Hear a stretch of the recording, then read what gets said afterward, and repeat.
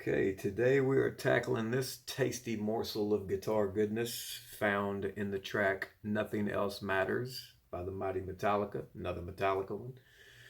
Found on 1991's The Black Album, the biggest selling metal album of all time. Now, is this one of Kirk Hammett's greatest solos? No, because Kirk Hammett didn't play it. Um, I feel it was more common knowledge back in the age of the music video, because in the music video to this song you can clearly see that James Hetfield plays the guitar solo in this song. And it's a great solo. It's in the key of E minor. We are in standard tuning. I've split the solo up into 5 licks. We will take them one at a time, slowly. The solo starts with 2 muted rakes. You kind of hear that chucka before he hits that first bend. So lick 1 starts with the chucka, and then we have an oblique bend. You hear these in classic rock all the time, but it's more of a country guitar technique. It's kind of emulates like pedal steel licks.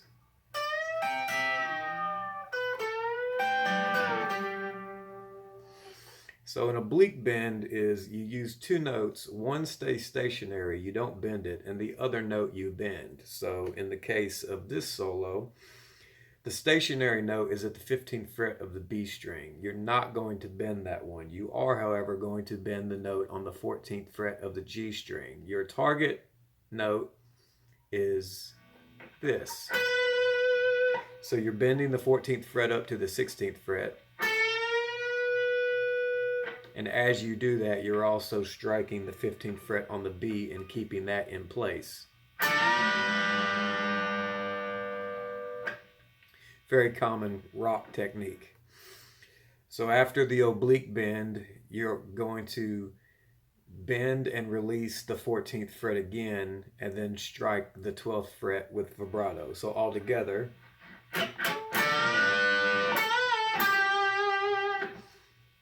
One more time.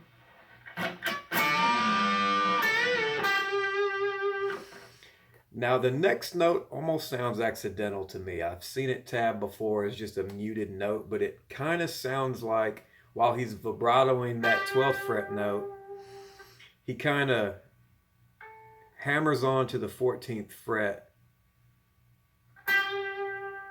Kind of like that. Before going back to the 12th fret on the G string. 11th fret, hammer to 12, pull off to 11. 14th fret of the D, back to the 11th fret on the G, and then 12th fret to 14th fret on the D. So the lick all together without the chucka in the beginning.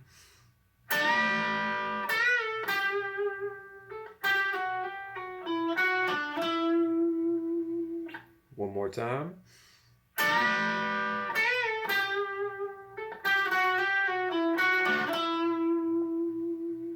Okay, lick 2. We're starting on the 12th fret of the G, going to the 14th fret of the G, then back to the 12th fret of the G. Pick every note. Just like that. Then we're going to do a quick bend from the 14th fret up a whole step, followed by 12th fret of the B, 12th fret of the E. You do that twice. It's an old Chuck Berry lick from way back in the Gap. So far we have just like that. Then you're going to pick the 15th fret of the B, pull off to the 12th fret of the B. Go to the 15th fret of the G, back to the 12th fret of the B, back to the 15th fret of the G, down to the 14th fret of the G. So that whole sequence was one more time. Now, this next part, it's a really quick bend up and down on the 12th fret of the G. And then you quickly go to the 14th fret of the D.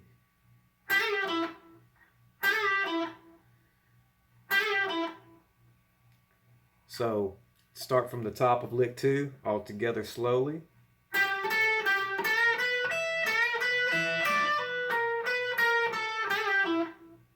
One more time.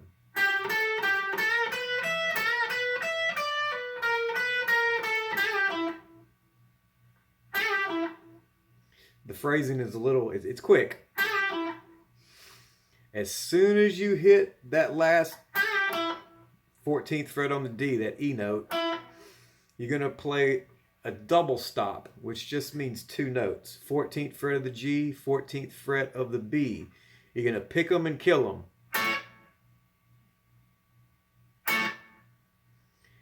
Then do it again, but we're going to walk that double stop from the 14th fret of the G and B to the 13th fret of the G and B,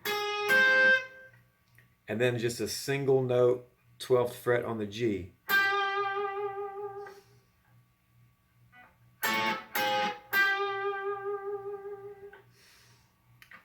Once again from the top.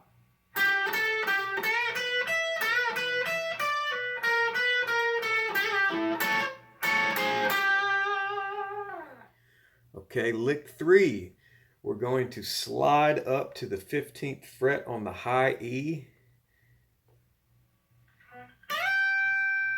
to the 14th fret of the high E, to the 12th fret of the B.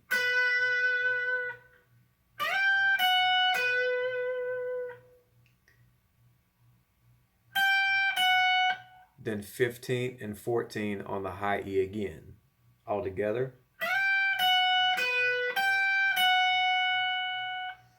Then we're going to slide from the 15th fret of the high E to the 17th fret of the high E. Back to the 15th, pick it and kill it. Then you're going to 14th fret, pick, hammer on to the 15th fret, pull off to the 14th fret, slide down to the 12th fret. So after you pick that 15th fret note and kill it, whoops. I can't do it slow. So that sequence all together.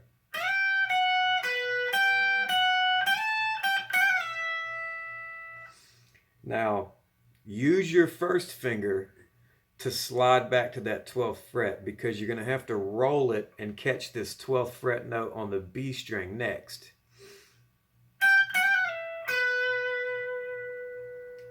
Then back to 15th fret, 14th fret on the high E.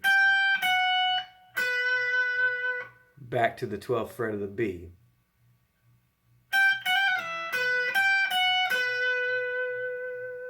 So lick 3 all together.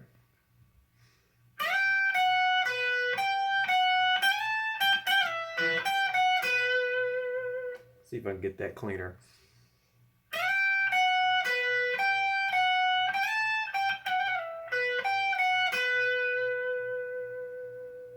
It's kind of tricky because you kind of want to leave that finger kind of hanging over so where you can get that 12th fret on the B real quick.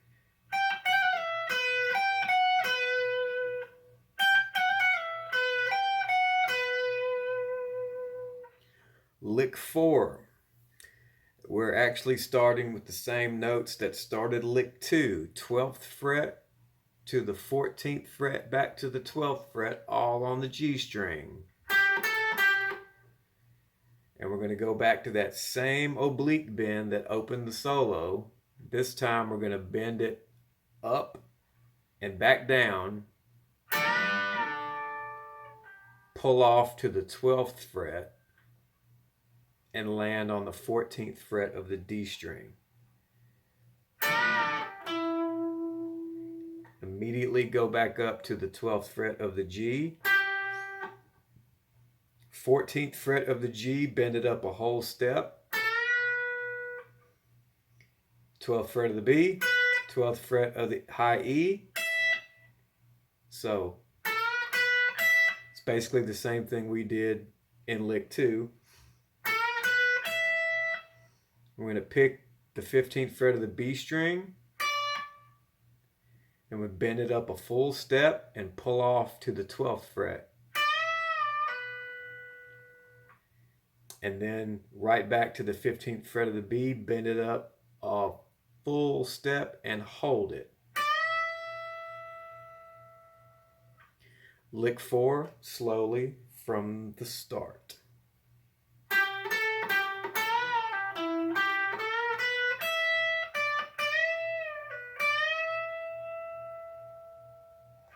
If you notice how I'm fingering it, that puts you in place to grab those 2 notes in that oblique bend.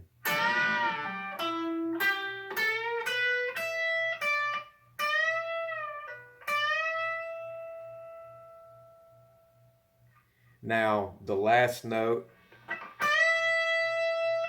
of this lick and all the way through lick 5, I'm pretty sure in the studio he used an Ebow, which gives you infinite sustain. He could just have had so much gain going that it just naturally sustained, but it doesn't sound like it goes into feedback. So I'm thinking it was an Ebow. So if you notice in the playthrough, the note kind of went away on me. I didn't have enough gain, and obviously I don't own an Ebow. But the last note of lick 4, you're going to hold into lick 5 coming up right now. And we're back. Lick 5. This note's still going.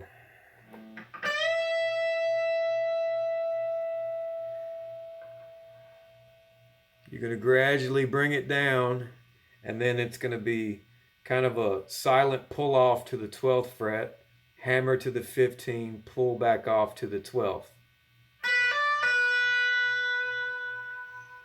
And then a slide down to the 7th fret of the B. Then kind of slide down to the 5th fret, and then hammer on to the 7th, pull off to the 5th. So kind of all together.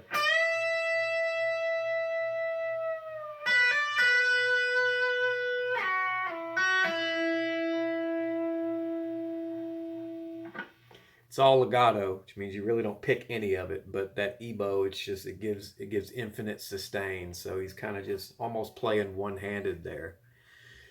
And that about wraps it up. Another great Metallica solo.